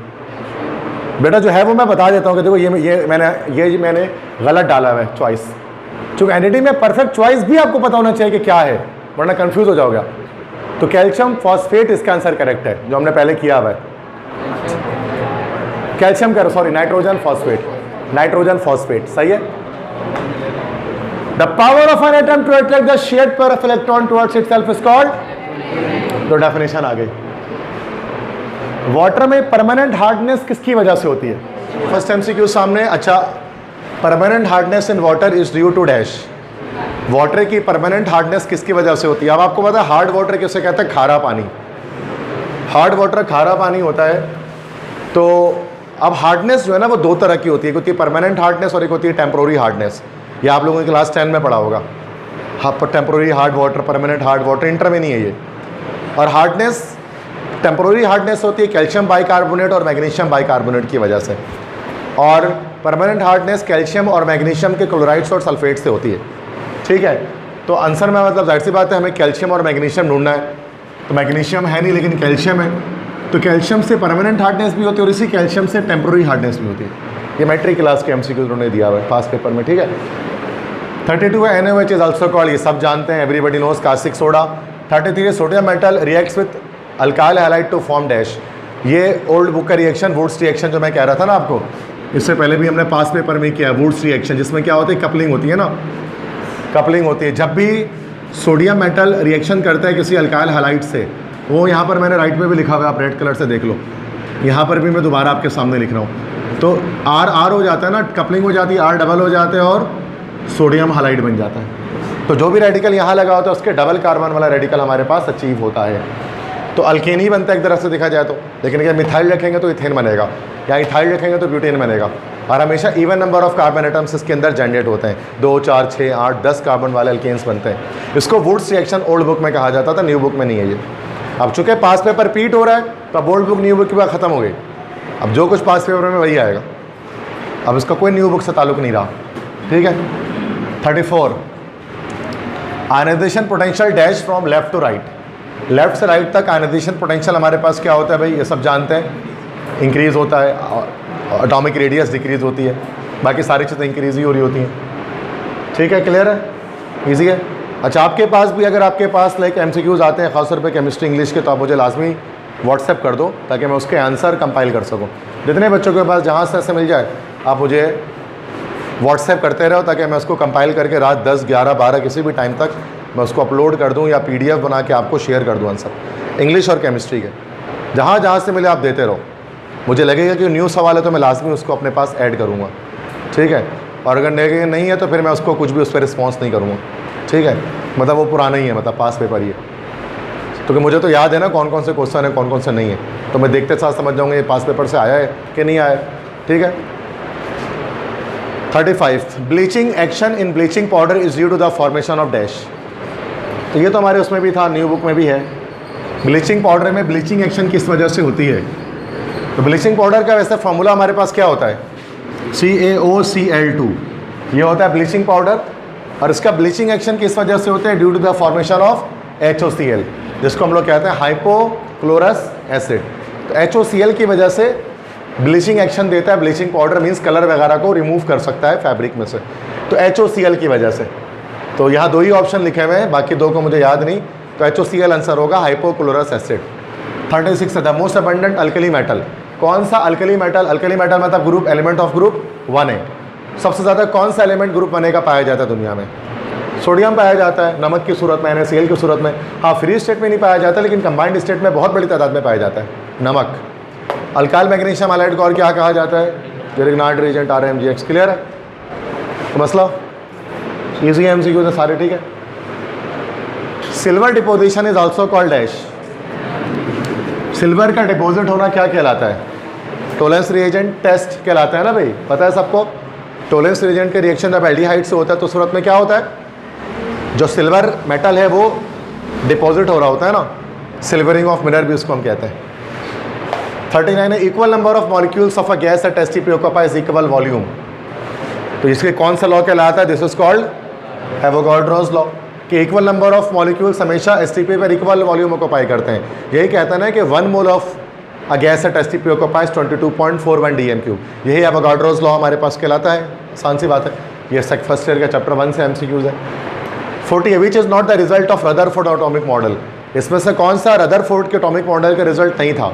ये फर्स्ट ईयर चैप्टर 2 है कि रदरफोर्ड एटॉमिक मॉडल आपने पढ़ा होगा, जिसने न्यूक्लियस की डिस्कवरी की थी बाय गोल्डफॉल एक्सपेरिमेंट।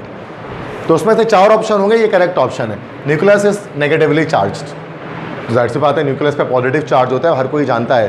दैट्स वाई ये हमारा जो है वो not the result of Rutherford atomic model है। सही है, पर रदरफोर्ड ने ये नहीं कहा था, उसने कहा था पॉजिटिव चार्ज होता है न्यूक्लियस। 41 है the pressure exerted by vapours when the rate of evaporation becomes equal to the rate of condensation is called. ये डेफिनेशन है किसकी? वेपर प्रेशर की। पता है सबको डेफिनेशन याद है? जब rate of evaporation rate of condensation के बराबर हो जाए तो उस सूरत में जो वेपर का प्रेशर होता है वेपर प्रेशर कहलाता है। क्लियर है? ये चैप्टर 5 से है, लिक्विड स्टेट से। तो मसला 42 है pi bonds are form due to dash overlapping of unhybridised orbital, या p ऑर्बिटल हम कह सकते हैं। मतलब अब इसका आंसर में डायरेक्ट कुछ और होंगे शायद, लेकिन हमें पता है कि अनहाइब्रिड ऑर्बिटल जो होता है ना, जब वो ओवरलैपिंग करते हैं तो सूरत में कौन से ओवरलैपिंग करते हैं? साइड विद ओवरलैपिंग करते हैं, PP ओवरलैपिंग करते हैं। ठीक है, तो पाई बॉन्ड्स हमेशा अनहाइब्रिडाइज से बनता है।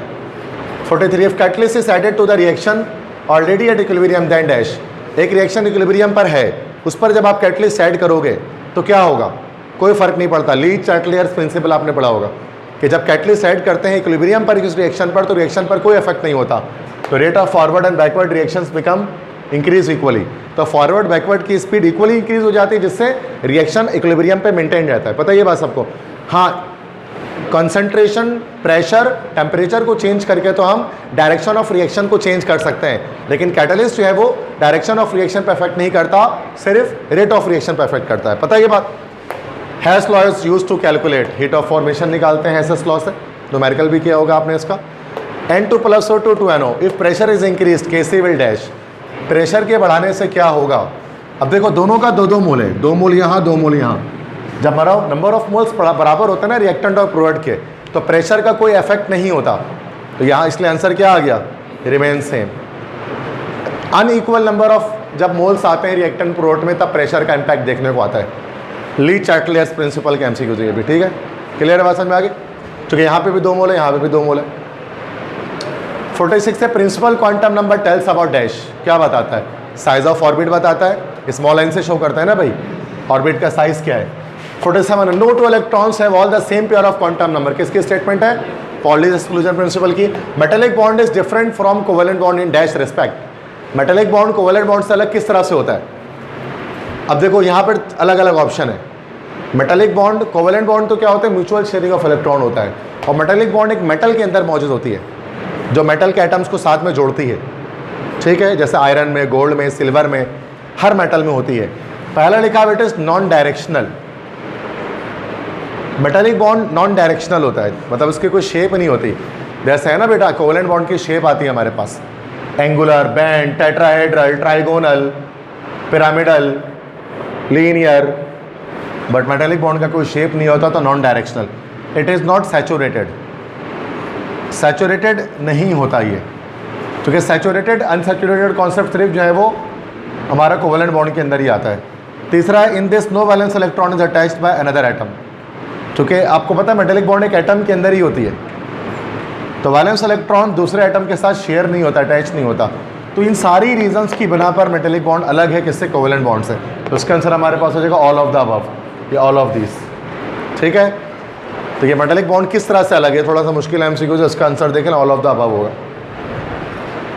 49 है 7 valence electrons are present in halogen, 7 है ग्रुप, बिल्कुल आसान।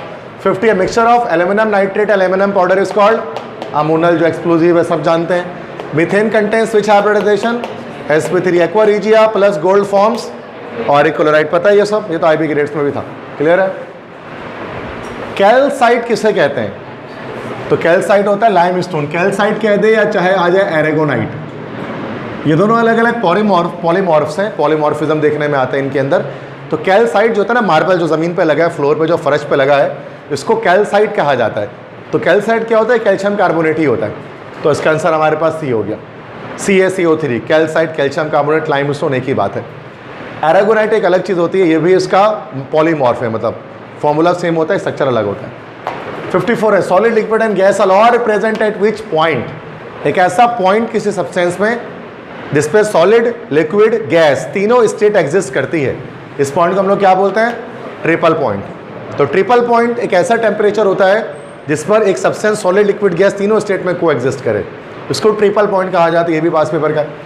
55 है what did Rutherford experiment prove, Rutherford के एक्सपेरिमेंट ने क्या प्रूव किया, एटम कंटेंस न्यूक्लियस, एटम के अंदर न्यूक्लियस होता है, यही बात जो थॉमसन ने नहीं बताई थी उसने बताई।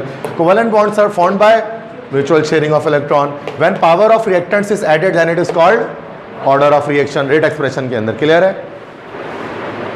Ligands are Lewis base, electron पे डोनेट करते हैं। When a compound has different crystalline form, अभी पीछे बताया ना, इसको क्या कहते हैं, पॉलीमॉर्फिज्म। अगर एक कंपाउंड डिफरेंट क्रिस्टलाइन फॉर्म में एग्जिस्ट करता है तो उसको कहा जाता है पॉलीमॉर्फिज्म। और अगर दो डिफरेंट कंपाउंड के सेम स्ट्रक्चर होते हैं इसको कहा जाता है आइसोमॉर्फिज्म। तो आइसोमॉर्फिज्म, पॉलीमॉर्फिज्म आप लोगों ने फर्स्ट ईयर में चैप्टर 6 में पढ़ा होगा, सॉलिड स्टेट में डिफरेंस कराया होगा ना आपको, ठीक है। तो पॉलीमॉर्फिज्म एक कंपाउंड के डिफरेंट स्टेट में एग्जिस्ट करना है, जैसे कैल्शियम कार्बोनेट है, अब कैल्साइट भी है, एरागोनाइट भी है, तो ये कहलाता है पहले पॉलीमॉर्फिज्म, समझ गए। How many elements are in actinide series, अब यहाँ ये भी यहाँ पर थोड़ा सा ना गलती करते हैं, ऑप्शंस का मसला आता है इसके अंदर। हाँ, यही तरह इसको समझना है। अगर आपके एमसीक्यूज कोई क्वेश्चन आपके पास आया है कि लेंथेनाइट सीरीज में कितने एलिमेंट है, एक्टिनाइट सीरीज में कितने एलिमेंट है, लेंथेनाइट या एक्टिनाइट, तो वैसे 14 लिखा जाता है। अगर 14 ऑप्शन में है तो 14 लिख देते हैं, लेकिन अगर 15 ऑप्शन में हुआ ना तो 15 लिखा जाएगा। रीज़न मैं बताऊँ क्यों, चूँकि लेंथेनम और एक्टिनम ना उस सीरीज़ के अंदर ही काउंट होते हैं। जब हम लेंथेनाइट सीरीज़ की बात करते हैं ना तो एल जो एलिमेंट है लेंथेनम को हम लोग छोड़ के 14 गिन रहे होते हैं, और एक्टिनाइट सीरीज़ में एक्टिनम को छोड़ के 14 गिन रहे होते हैं, जबकि लेंथेनम और एक्टिनम उसी सीरीज़ का पार्ट है। अगर गूगल आप करोगे तो हमारी बुक में अक्सर गलत लिखा होता है, इसलिए अब चूँकि गूगल से उठाया हुआ ये एमसीक्यूज़ उन्होंने, तो 15 लेंथेनाइट में है और 15 एक्टिनाइट में, टोटल 30 हो गए इस तरह से। अगर आपके पास ऑप्शन इस तरह से आता है तो 15 या ही हम लगाएंगे, 14 ही लगाएंगे। हाँ, अगर 14 है, 20 है, 30 है, 50 ऐसा आ गया तो 14 लगा देंगे। ज़्यादा एक्यूरेट आंसर 15 है गूगल के अकॉर्डिंग, सही है। तो ये भी थोड़ा सा कन्फ्यूजन होता है बच्चों के लेंथेनाइट एक्टिनाइट के अंदर, सही है। तो 15 लगाना है, अगर 15 आ जाए तो फिर 14 लगाओगे तो आंसर गलत कहलाएगा, ठीक है। क्योंकि एनईटी में एमसीक्यू दो तरह से आता है, किसी में एक जगह ऑप्शन 14 लगा हुआ है, एक जगह 14 के अलावा ही नहीं, और एक जगह 14 के साथ 15 भी लिखा हुआ है। अब जहाँ 14 लिखा हुआ है उसका 14 सही है, और जहाँ 15 लिखा है वहाँ पे 15 सही है। बस समझ में आ रही है, एनईटी में ये सवाल दो तरह से आता है। तो इसलिए चूँकि आप जाहिर सी बात है 4 सालों से अब आज भी इस बार भी रिपीट हो रहा है, तो अब तो डन पता है कौन से सवाल कैसे आते हैं, ठीक है। 20 नेक्स्ट सेकंड है, alcohol reacts with HCl, the process is called dash. Alcohol HCl से रिएक्शन करेगा, यह प्रोसेस क्या कहलाएगा, लुकास टेस्ट है। HCl एंड ZnCl2, अब सही है ना, अब लुकास टेस्ट कहलाएगा, सही है। वो कंप्लीट नहीं था, मैंने कंप्लीट कर दिया सवाल। बॉइलिंग पॉइंट ऑफ फिनॉल, रट्टा मारना होगा, 181.7। फिनॉल के बॉइलिंग पॉइंट याद कर लें सारे, 181.7 आता है एनईटी में, ठीक है। इस वैल्यू को याद करना पड़ेगा कल के लिए, 181.7, ये भूल सकते हो, उसको याद रखो इस वैल्यू को, फिनॉल का बॉइलिंग पॉइंट। बाकी तो कॉन्सेप्ट है, ये रट्टा है, ठीक है। 8वां, naphthalene has how many pi electron. तो नैप्थलीन क्या होता है पता है ना सबको, दिस इज नैप्थलीन। अब चूंकि 5 पाई बॉन्ड है तो पाई इलेक्ट्रॉन्स कितने हो गए? 10 पाई इलेक्ट्रॉन हो गए, यही ना नैप्थलीन। क्लियर है सबको? तो मसला नो इश्यूज, आगे बढ़े। We paint pipes to prevent it from dash. हम पाइप पे पेंट क्यों करते हैं? ताकि उसको किससे बचा सकें? कोरोजन से बचा के, जंग लगने से बचा सकें। In acidic solution amino acids are dash. अच्छा ज़रा समझो इसको। अमाइनो एसिड खुद क्या होते हैं? एम्फोटेरिक, न्यूट्रल नहीं होते हैं, एम्फोटेरिक होते हैं।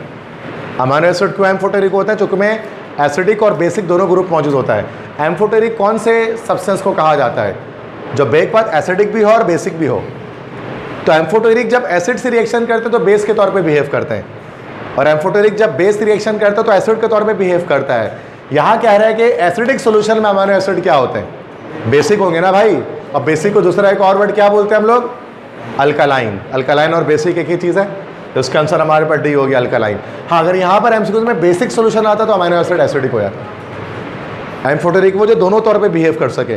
न्यूट्रल कहते हैं जो दोनों ही ना हो, ना एसिडिक हो ना बेसिक हो, वो न्यूट्रल है। और जो दोनों है ना वो न्यूट्रल नहीं है, वो एम्फोटेरिक है। समझ गए? तो केमिस्ट्री के अंदर न्यूट्रल और एम्फोटेरिक अलग अलग चीज़ें होती हैं। ठीक है, तो मसला क्लियर है? नेक्स्ट है nitrogen and phosphorus is given to the plants by. अब ये सही आ गया, क्या आंसर होगा? ये आता है एलईडी में इस ऑप्शन पे, phosphorus nitrate. An element has 7 electron in valence shell in ground state. What is its perfect configuration in its ground state? 7 electron है लास्ट शेल में, कन्फिग्रेशन क्या होनी चाहिए? 3s2 3p5, बिल्कुल सही जवाब। Hydrogen is best reducing agent, best reducing agent याद रखना है। बोथ एंड भी नहीं लगाना है इसमें, ठीक है? मैंने कुछ वीडियोस में लगाया हुआ है, लेकिन ये आंसर इसका सी है।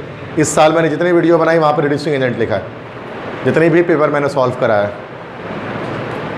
At low pressure and high temperature which gas behaves as an ideal gas. जितना कम मॉलिक्यूलर मास होगा, एटॉमिक मास होगा, उतनी ज़्यादा आइडियल बिहेवियर होगा गैस का। तो क्या आंसर होगा इसमें बताओ? हीलियम करेक्ट है। जितना एटॉमिक मास कम होगा उतना ज़्यादा आइडियल बिहेवियर गैसेस का होता है। हीलियम का सबसे कम है। Which is a noble gas which weakest van der Waal? सबसे छोटा helium. Ethyl alcohol on distilled with excess of Cl2, पता नहीं है तो? द फाइनल प्रोडक्ट इज, जोर से बोलो। इथाइल अल्कोहल के जब क्लोरीन और कैल्शियम हाइड्रोक्साइड को डिस्टिल किया जाता है तो क्या बनता है हमारे पास? है एब्सोल्यूट अल्कोहल बनता है ना, 100% प्योर जो होता है। क्लोरोप्रोपेन के 2 कौन सा आइसोमर होंगे? पोजीशन याद हो गया ना सारा, रिपीट हो रहा है देखो, ठीक है? समझ क्लियर है सबको? Basic buffer solution can be formed by mixing. कैसे बनेगा? ए से बनेगा, बिल्कुल से। बी वाला बेसिक है, ए वाला एसिडिक है। ए वाला बेसिक है, सॉरी उल्टा बोल दिया। अबे भाई क्या हो गया? ए तो एसिडिक बफर सॉल्यूशन होगा, एसिड आया है। ए से एसिडिक, बी से बेसिक, शॉर्टकट हो गया। बी से बेसिक हो गया ना, क्या समझ में गया? बता, तुक्का लगा रहे हैं और क्या? A liquid boils when dash. Liquid boil कब होता है? अच्छा, इसका मैंने ऑप्शन नहीं डाला। जब व्हेन वेपर प्रेशर, इसको मैं लिख देता हूं यहां पर, when vapour pressure is equal to atmospheric pressure. पता है ना सबको ये बात? तो मैंने ऑप्शन डालना भूल गया हूं, डायरेक्ट मैं लिख देता हूं। Next question, polyhydroxy aldehyde and ketone are क्या कहलाते हैं? डायरेक्ट बता सकते हो? यस, बिल्कुल सही। अब देखो ऑप्शन भी नहीं चाहिए, आपको ऐसे ही आंसर पता है। Carbohydrate. Grignard reagent is active due to the presence of. असल में इसका ऑप्शन ऐसे आता ही नहीं है, इसका ऑप्शन आता है आर और MgX। तो यहाँ पर हम MgX में टिक करते हैं, ऐसे ही है ना? ये चारों ऑप्शन इसके होते ही नहीं है। इसका ऑप्शन MgX वाला करेक्ट होता है, ये गलत ऑप्शन डाला मैंने। सही है? क्लियर है भाई? तो उसका ऑप्शन ऐसे आएगा, असल में MgX जो आएगा वो करेक्ट होगा, ठीक है? Which of the 2 components are mix to form ester? कौन सी 2 चीज़ों को मिलाकर एस्टर बनता है? बोलो। अल्कोहल और कार्बोक्सिलिक एसिड। बी ऑप्शन बिल्कुल सही। Pi bonds are formed by both B and C, चूंकि पैरेलल ओवरलैपिंग और साइड विद ओवरलैपिंग एक ही बात होती है। The pressure exerted by vapour in equilibrium state is called, अभी तो बताया क्या आंसर होगा इसका, वेपर प्रेशर। बिल्कुल, इक्विलिब्रियम स्टेट जब एवापोरेशन कंडेंसेशन बराबर हो तो उसको इक्विलिब्रियम कहा जाता है। Volume of all gases are equal to the number of molecules eight similar temperature and pressure, this law refers to, अभी किया था। एक मोल में 22.41 dm³ होता है, किसने बोला था, तो यह कहलाता है एवोगाड्रोस लॉ। ये पीछे ऑप्शन भी चला गया इसका, ये ऑप्शन मैंने डाला नहीं है, एवोगाड्रोस लॉ। लिगेंड्स क्या होते हैं, ये तो कई बार आ चुका, लेविस बेस दोबारा से, ठीक है, याद हो गया ये। 16 dash metal is used for galvanising iron, बिल्कुल सही जवाब, zinc.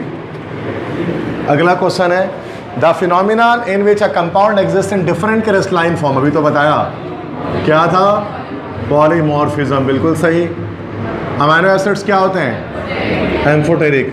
Which one will loss electron most easily, सबसे आराम से इलेक्ट्रॉन कौन लॉस करेगा, सबसे बड़ा आइटम ढूंढ लो, पोटेशियम करेगा, सही, डी ऑप्शन सही है। रट गया ना भाई, अब ये आया ना मुश्किल सवाल, एक बोर्ड में एक सवाल आ रहा है, मतलब मुश्किल है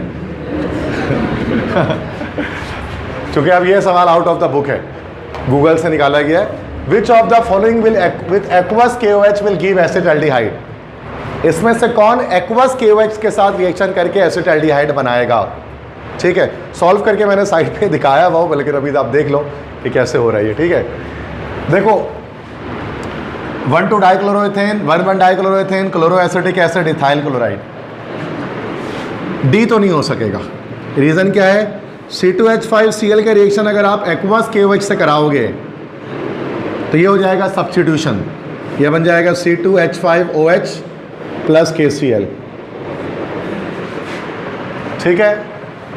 एसिटाल्डिहाइड तो नहीं मिलेगा ना भाई, डी तो एलिमिनेशन कर रहे हैं बेटा, डी तो होगा नहीं। अब करते हैं ए ऑप्शन, 1,2-डाइक्लोरोइथेन। अब 1,2-डाइक्लोरो सी क्लोरोएसिटिक एसिड है, सी अभी छोड़ते हैं ना, ए देखते हैं। 1,2-डाइक्लोरोइथेन किसे कहते हैं, इस तरह से 1,2-डाइक्लोरोइथेन, यही है ना भाई। इसको अगर हम KOH से रिएक्शन कराएंगे तो दो स्टेप पे होगा ना, एक बार एक Cl निकल जाएगा, एक OH आ जाएगा ना एक तरफ, फिर दूसरी तरफ जो है ना वो दूसरा जो है वो Cl निकल जाएगा और दोनों तरफ OH आ जाएगा, इथाइलिन ग्लाइकोल बन जाएगा ये हमारा। एसिटाल्डिहाइड तो नहीं बना, तो ए भी नहीं हो सकता, बच गया बी और सी, इनमें से कोई एक करेक्ट है। अब क्या करेक्ट है लिखा मैं यहाँ पर मैंने, ठीक है, क्यों करेक्ट है अब बताने की ज़रूरत नहीं है। ये हमारे पास जो है ना 1,1-डाइक्लोरोइथेन, ये इसका करेक्ट ऑप्शन है, 1,1-डाइक्लोरोइथेन, चूँकि जो 1,1-डाइक्लोरोइथेन मतलब जेमिनल डाइहालाइड, ये है ना जेमिनल डाइहालाइड जब एक्वस KOH से रिएक्शन करता है ना तो हमारे पास पहले जेमिनल डायोड बनता है, फिर ये अनस्टेबल होता है, ये आपस में रीअरेंज करके अपने आप को टॉटोमेरिज्म के जरिए एसिटाल्डिहाइड में कन्वर्ट करता है। ऐसा हमने पढ़ा नहीं है कहीं बुक के अंदर, मतलब जेमिनल डाइक्लोराइड के रिएक्शन, बट आपको याद रखना है इसमें कि 1,1-डाइक्लोरोइथेन जब भी एक्वस KOH से रिएक्शन करेगा तो एसिटाल्डिहाइड की फॉर्मेशन होगी। PDF में आपको भेज दूंगा, आप चाहो तो रिएक्शन नोट डाउन कर लेना, ठीक है। क्लियर है यहाँ तक बात, वैसे मैंने भेज दिया है, जो एक्स्ट्रा MCQs के नाम से PDF जिन बच्चों को मिला है ना उसमें ये सारे एंड तक हैं, या जिसने ग्रुप में मुझसे लिया है, तो ये सारे भेज दिए मैंने, ठीक है। तो ये इसका सॉल्यूशन भी उसके साथ ही भेजा, तो देख लेना। वैसे सॉल्यूशन की अब हमें परवाह नहीं है, हम डायरेक्ट आंसर देख रहे हैं कि 1,1-डाइक्लोरोइथेन, टाइम नहीं है, एक ही लास्ट दिन बचा हुआ है, तो एटलीस्ट आंसर पता होना चाहिए कि क्या है 1,1-डाइक्लोरोइथेन। एक्टिवेशन एनर्जी किसे कहता है, अगला सवाल, अब ये सब आसान शुरू होगा दोबारा। ABCD, ये बोलो भाई, ABCD, ए ऑप्शन होगा ना। Ionic salt in water is present in the form of hydrated ions. Non metallic compound is present in group dash, upper right. Which group form salt like hydride, 1A 2A वाले आयनिक hydrides बनाते हैं ना, salt like hydrides. Clear है, सारा repeated है। Which is the most powerful oxidizing agent, बोलो fluorine. Reducing बोलता तो सीजियम लगा लेते, लिथियम लगा लेते। Which solution resist the change in pH, yes बिल्कुल सही जवाब, इसका ऑप्शन होगा बफर सॉल्यूशन। एक्वा रिजिया क्या प्रोड्यूस करता है, auric chloride, B option.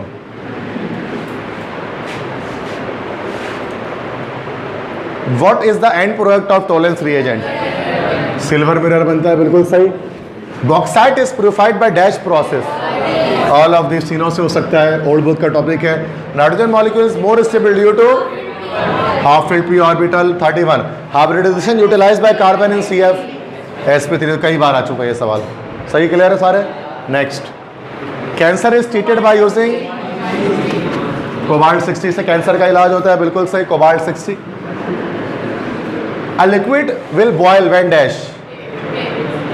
Vapour pressure becomes equal to atmospheric pressure. सही जवाब।